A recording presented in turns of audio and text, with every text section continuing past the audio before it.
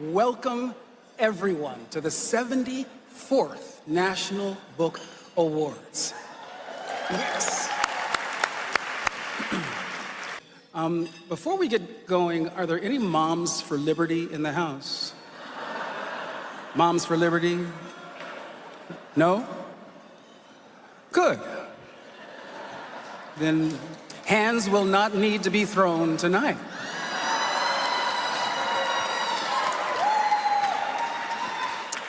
There's very few things more delicious today than knowing that LaVar Burton, who opened the National Book Awards, started it with saying, "Are there any moms for liberty in the house?"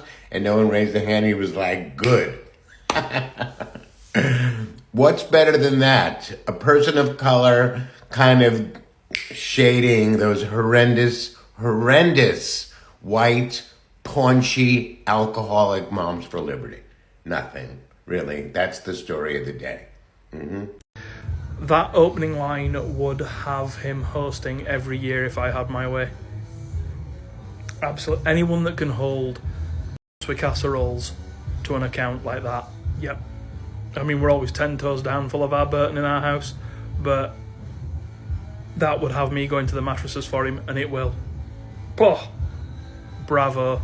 All right, guys, so we got to talk about the violent rhetoric of the left that seems to be very commonplace nowadays, and these people never get held accountable or called out for the violent rhetoric that they consistently spew against their political opponents on their platforms. And once again, this is an example of the blatant hypocrisy of the left. Again, this first story I want to talk about is LaVar Burton, the Reading Rainbow guy, who dissed the Moms for Liberty group, the group of mothers who are trying to keep adult content out of school, at the National Book Awards ceremony by basically claiming that it's a good thing that they're not here. Otherwise, I would have to throw hands. Now, if anybody knows what the meaning of throwing hands means, that means that he would fight Moms of Liberty if they were there at the book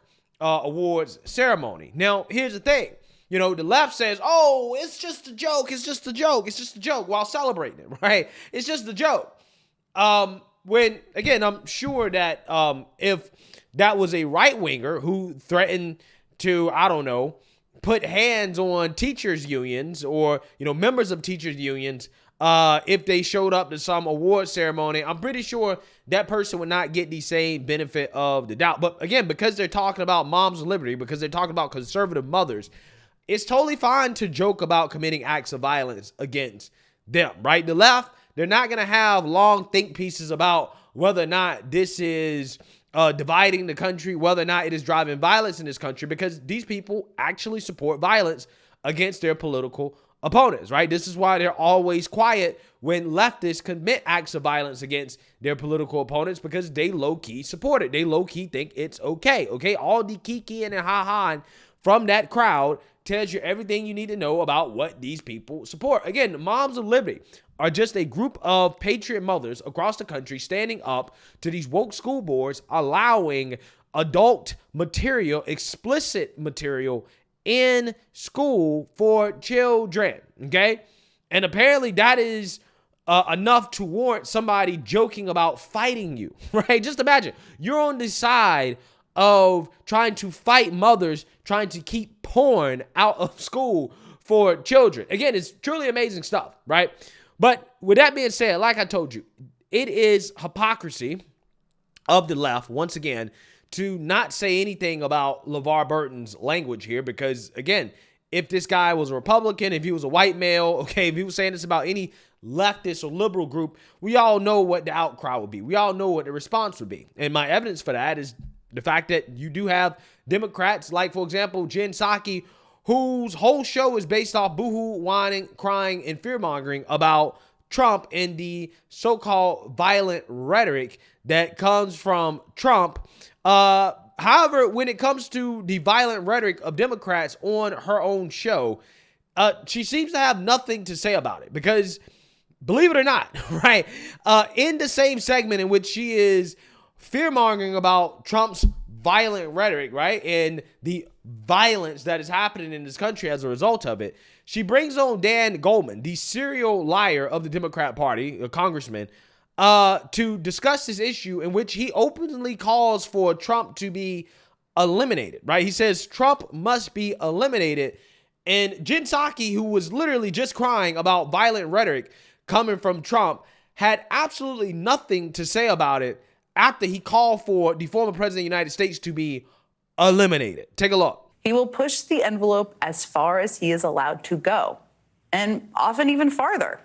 And as we watch our courts struggle to contain him, and they're having a hard time, it is becoming increasingly clear that his party, the Republican Party, might be the only institution that can actually hold him accountable. But so far, they're refusing to step up. They've tolerated Trump echoing the language of genocidal dictators, routinely dehumanizing his political opponents, speaking not just of beating his enemies at the ballot box, but extinguishing them altogether. They've tolerated the dark vision for America that Trump is plotting for a second term, complete with sweeping raids, sprawling detention camps, and mass deportation for immigrants, with a reinstated Muslim ban and a push to unleash troops on protesters. Just last night, Trump wrote on Truth Social that 2024 is our final battle. We will finish the job once and for all. See, he's casting this not as an election, but as a battle. Every Republican who doesn't speak out against that kind of thing is complicit. But we're also at a point where the party isn't just tolerating Donald Trump, they are following his lead in word and also in action. Maybe that has something to do with his view of what the MAGA base wants, a base many Republicans are scared of losing or even just scared of in general. His violent rhetoric has trickled down to Congress, where literal fighting erupted this week. I mean, if the head of the party is spouting violent rhetoric any chance he gets, I guess it's not really surprising that brawls are on the verge of breaking out in the halls of Capitol. I mean, it has kind of a connection there. A few moments later. But his rhetoric is really getting dangerous, more and more dangerous. And we saw what happened on January 6th when he uses inflammatory rhetoric now, and his recent Truth Social post is incredibly, incredibly scary for anyone that might be trying to work in government. And it is just unquestionable at this point that that man cannot see public office again. He is not only unfit, he is destructive to our democracy, and he has to be eliminated. There are several hearings going on right now and back and forth over gag orders in various cases. None of it seems to be working. What do you think? What are the consequences that might work and having Trump dial back his language, or would anything work? Yeah, unbelievable, right? Absolutely unbelievable. You can't make this up. You cannot make this up, okay? You guys just saw it. You just heard it. Jen Psaki goes on a rant against Trump for violent rhetoric, right? Remember, she used things like, for example, like obvious like figures of speech, right? Where Trump's like, oh, this is our final battle, right? So she uses that type of language that Trump uses to insinuate that the guy is calling for violence, right? This is what she's saying. She even literally blamed Trump for some of the fights that have happened in Congress, even though Trump has absolutely nothing to do with whatever fighting is going on in Congress. He has nothing to do with it, but according to Jen Psaki, it's his fault because his language is so violent. She brings on a Democrat, Dan Goldman, who literally in the same segment, calls for Trump to be eliminated with no clarification whatsoever from him. Jen Psaki doesn't ask him for clarification. And then she goes on to talk about Trump's violent rhetoric in regards to the gag orders. When this guy just came on your show and literally just called for a man, his political opponent, to be eliminated with no clarification whatsoever, right? As if that cannot be interpreted as violent rhetoric. Because, look, according to the left and the standards that have been set by people like Jen Psaki, even if you use figures of speech like that, which clearly, me personally, I know exactly what this guy is saying, right? I know he's saying when he says Trump needs to be eliminated, what he's saying is that, well, Trump needs to be, taken out of the race, okay? He doesn't need to take office. That's what he's trying to say, right? Just like I know when Trump says, the things that he says, that it's just a figure of speech. He's not actually really calling for violence. He's not really doing that. It's free speech. This is how it works, right? To anybody with any common sense, you know exactly what they're trying to say. But see, Trump doesn't get that benefit of the doubt, right? When Trump, again, imagine if Trump said Biden needs to be eliminated. Democrats need to be eliminated. Just imagine what the left would be saying. They'd be screaming at the top of their lungs. Trump said that Biden needs to be eliminated. He's calling for Biden to be assassinated, right? This is what they be saying.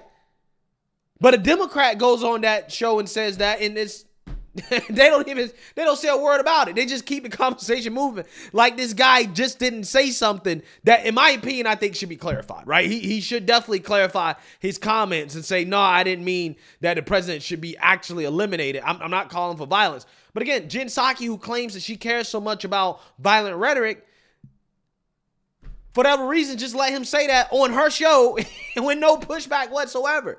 It tells you everything you need to know about how unserious these people are. Just how much of partisan hacks these people actually really are. The rules that they apply to everybody else do not apply to them, okay? Because Jen Psaki, I guarantee you, if you ask Jen Psaki, if an unfriendly guest came on Jen Psaki's show, which she would never allow, by the way, right? She wouldn't allow that, okay? Jen Psaki's in her own bubble, right? MSNBC is protecting her and allowing her to just say stupid things that she's saying on her platform.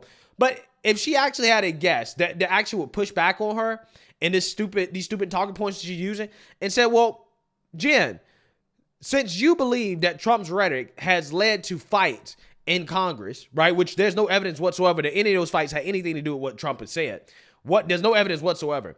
Then you have to believe that all of the violence that happened as a result of the BLM protests happened because of Democrat rhetoric, right? When Democrats came out here and started demonizing police, saying that they're systemically racist and, we need to reform the system and tear down the system, things that Democrats were saying, they were actively saying, okay, in the wake of the BLM riots, therefore Democrats are held responsible for all the violence that happened. Jen Psaki would definitely disagree with that. She would disagree with it, right? Even though I can make an argument, right, that the violence that resulted from the BLM riots had something to do with Democrat rhetoric, I would have a much easier time making that argument than making the argument that the Republicans wanting to fight in Congress has anything to do with Trump, right? None of those things had to do with Trump at all, okay? They're not even repeating anything that Trump said, has absolutely zero to do with Trump. But I can literally point to things that the rioters that committed violence have said and point that to the things that Democrats have said, similar things that Democrats have said, right? I can do that when it comes to Roe v. Wade and the Roe v. Wade rioters that tried to assassinate a Supreme Court justice. I can do that when it comes to Antifa, right? Again, it blows my mind. It really does. I'm so frustrated by this. And this is why I never stop talking about it, because I'm never going to let it go. I'm never going to let go of the fact that in the last 3 or 4 years, a vast majority of the political violence that we've seen in this country. In fact, this is the most political violence we've ever seen in history, right? Outside of a full-blown war, right? The most political violence we've ever seen in this country literally happened in the last 3 years from left-wing groups. But yet all the mainstream liberal media talks about is the so-called threat of violence from Trump and Trump supporters, when you have not seen nearly the type of violence from Trump supporters that you've seen from left-wing extremists. I mean, right now, we have left-wing extremists that are committing acts of violence that tried to overthrow the DNC. They tried to overthrow the DNC because of left-wing extremism. Just a few days ago, you had a Jewish man that was killed, okay, that died following a confrontation with a pro-Palestinian demonstrator, okay? Again, this is a result of left-wing extremism. People have died, okay? Way more people have died as a result of left-wing extremism in the past 3 or 4 years than right-wing extremism. And it's not even close. It's not even close. But yet, you don't hear Jen Psaki sounding the alarm bells on actual violence that has happened in this country, actual political violence that has happened in this country as a result of Democrat rhetoric. You don't hear her ever talk about it. Again, it's so frustrating. And this is why, again, I'm never letting it go. I'm never letting the BLM riots go. I'm never letting the Roe v. Wade riots go. I'm never letting the Antifa riots go. I will continue to talk about it on a damn near daily basis because I am not going to let these people continue to drive this narrative that Trump supporters are so violent while completely ignoring all the violence. I'm a vast majority of the violence that happens in this country when we're talking about politics coming from the left. Again, Jen Psaki let a Democrat come on her show and call for the former president of the United States to be eliminated with no clarification whatsoever in regards to what he actually meant after doing a whole segment about Trump's rhetoric and how his rhetoric is supposedly violent and how we need to tone it down. Again, it shows you just how unserious these people are, just how hypocritical they are, and how, quite honestly, this is the type of game that they're playing, where they think that it's totally fine, it's fair game to say violent things about Republicans, okay, and to call for violence against Republicans. But when it comes to them, though, they want to play boohoo, whine, and cry victim when anybody says anything that can be perceived that might have some violent undertone to it that comes from the right, even though clearly it's not violent. They will make up anything to try to say, oh, well, he's calling for violence, right? Even when you say march to the Capitol peacefully, that's violent, right? This guy calls an insurrection by telling people to be peaceful. It's ridiculous. It really is. Let me know what you guys think. Make sure you like, comment, and subscribe. Most importantly, share a Black conservative perspective. Peace.